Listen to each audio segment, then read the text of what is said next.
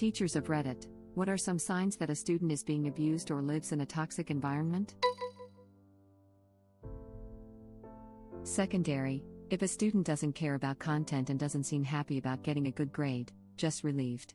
I've seen students almost break down when earning a poor grade on an assessment knowing the pending verbal/psychological abuse coming. One student, living with his father and 6 hours from his mother, was swore at and told he wouldn't see his mother for Christmas because he had a C. The kid cried in my classroom after school and poured his heart out about not having seen his mom for 3 months. Berating a child and withholding seeing his other parent for a grade? High expectations are great. High expectations without support, however, in this case, emotional, put undue stress on students, resulting in a cycle of anxiety that can permeate their lives. Edit, commented on this as I left for work and 11 hours later on my way home I was surprised this blew up. I'll respond to the comments below. Thank you for your patience everyone. This was my main form of abuse growing up. Anything less than an A was unacceptable. Sometimes if I got an A, but not an A+, I would still get in trouble. My mom loved comparing me to other kids and cursing at me before she began her silent treatment. Why can't you be more like underscore? I bet underscore got a better grade. Then she wouldn't speak to me for days at a time. I was an only child to a single parent. My mom was also very strict, so no TV during that time. Just silence for days. Nobody to speak to. Nobody to cry to. Nobody to fix food for me or to say good morning or good night. Just me and my thoughts constantly repeating my mother's dissatisfaction. Years later, I can finally be in a room or my car by myself without randomly breaking into tears, but that took time. When I talk to my mom, she always talks about how proud she is of me, but I hate to hear it because I remember the path that brought me here. I'd rather be happy and stupid than depressed and smart. Edit, I just wanted to say thank you to everyone who offered support. My mom and I have made peace since then and we talk every single day. I still struggle with flashbacks when we're in the same room, but it's something that we're both working on. In high school, kids who don't ever seem to want to go home at the end of the day, who seem less happy/act out before or after school holidays.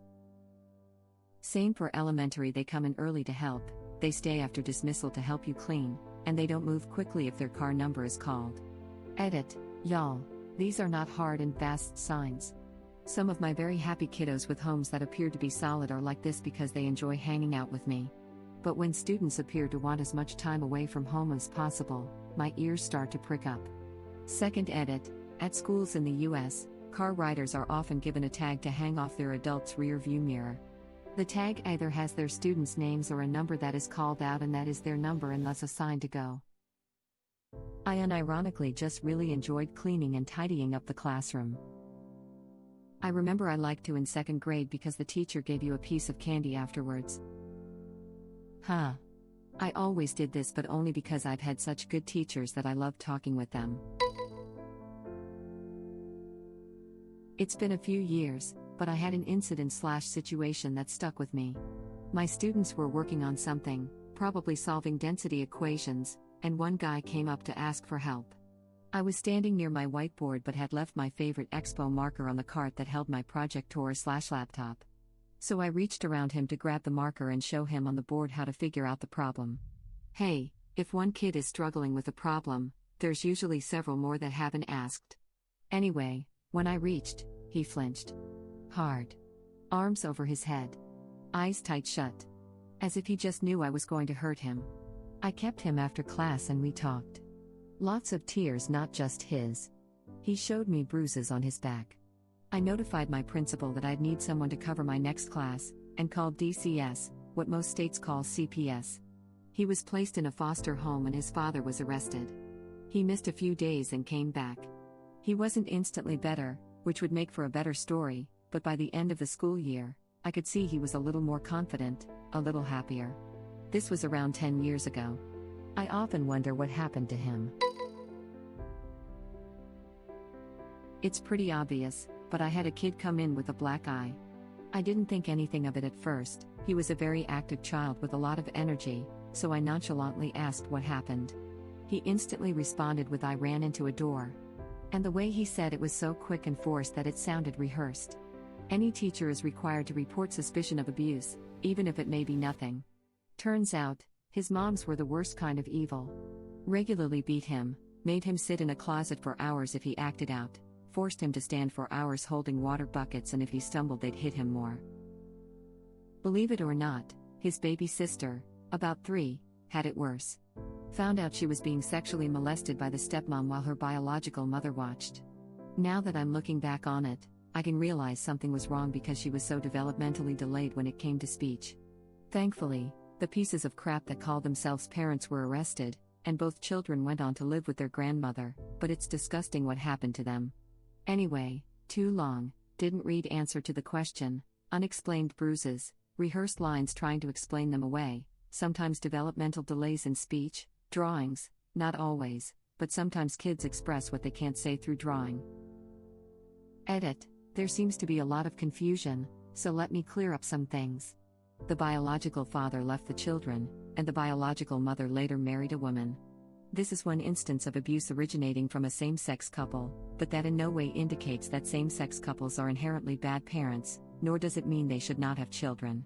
I'm not longer their teacher, and haven't seen them in 4 years, but last I heard they were doing well. Grandmother isn't perfect, but they're safe and cared for. I feel like I ran into a door is always the excuse for black eyes and has a 100% rate of not being true. My partner's mom is a teaching assistant in a classroom. She said one of the most worrying things she hears is, "Can I tell you a secret?" A lot of the time it's very innocent, but it always sets off alarm bells first. We have told our children since a very young age, we don't have secrets, we have surprises. A birthday or holiday gift is something we don't tell the person for a short time, and it's something fun for us and them. A secret is something that someone would want you to never tell, and a good grown-up will never tell a kid to keep a secret from another grown-up. If grown-ups have a problem or something they need help with, they will tell a grown-up, not a child. So the first thing you are to do is tell mama and daddy as soon as you see us. If another child tells you a secret, you are to also tell us immediately, because the child might need a grown-up's help. My mill frequently gets tattled on after telling the kids to keep the extra cookie or candy a secret. Haha, that last line made me happy in this thread of sadness. You have good kiddos. Not a teacher, but I worked with kids in a restorative justice program, basically community service, and there would be kids who would have so many hours they would come in after school and weekends for months.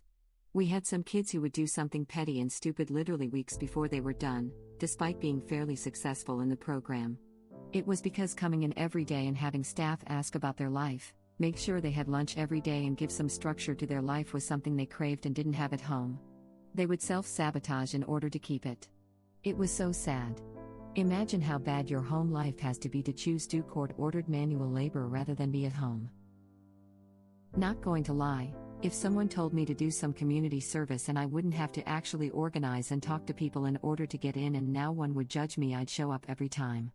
Yo kid, want to plant flowers with the grannies and help us tidy up the fire station's attic? Yeah, absolutely, as long as I don't have to explain why I am here too and everyone just acts like they knew me for ages.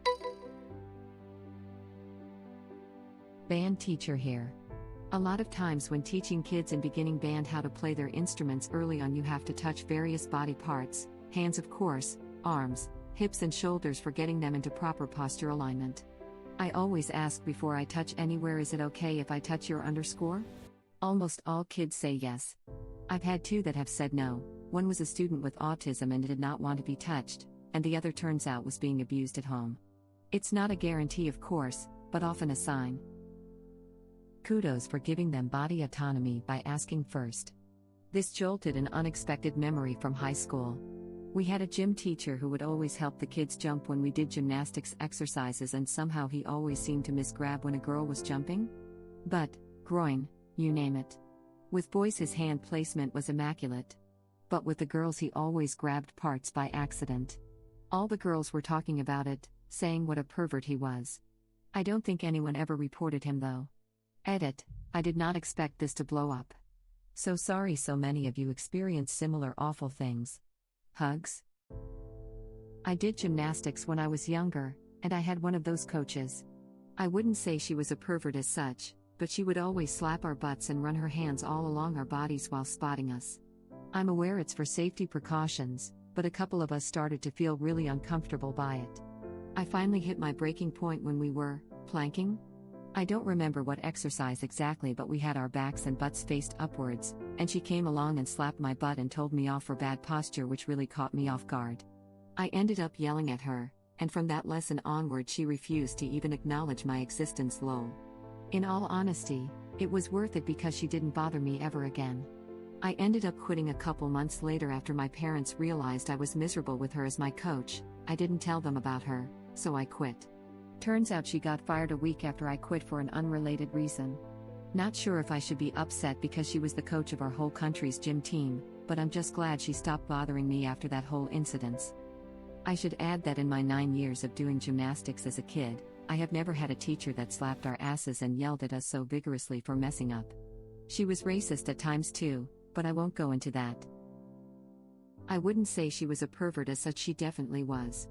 You don't need to sexually harass someone to tell them about their bad form. Apologizing a lot. Flinching when someone's hand is raised, being yelled at, or loud noises. Avoiding confrontation or eye contact, but that could also be something else. Willing to make a fool of themselves for attention. Acting out. Etc. Edit. My heart goes out to all of you who've been through abuse and have to live with the consequences of it. I hope things get better and that everyone could heal and move forward. My kids apologize all the time for the most innocuous of things. It used to really upset me because I thought I was being too hard on them, and I made a mental note to check my behavior/language around them.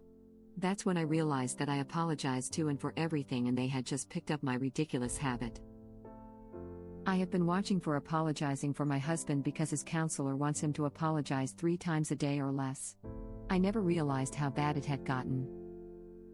Yeah, I almost cry every time my teachers yell at the class. Many kids who are verbally abused will do the same to peers they think less of, or to younger kids. If a kid is calling someone horrible things, often things that kids should not say, like swear words or violent threats, for a minor offense like being annoying, they learned that from someone at home. You can tell the difference between learning it from an adult and just repeating something they heard on TV, because they will genuinely, really mean it and you can hear it in their voice. Quoting something they heard on TV doesn't usually have a context the way that genuine rage does. Honestly, a kid who is just enraged all the time is a huge red flag for me. Especially if they're under like 10.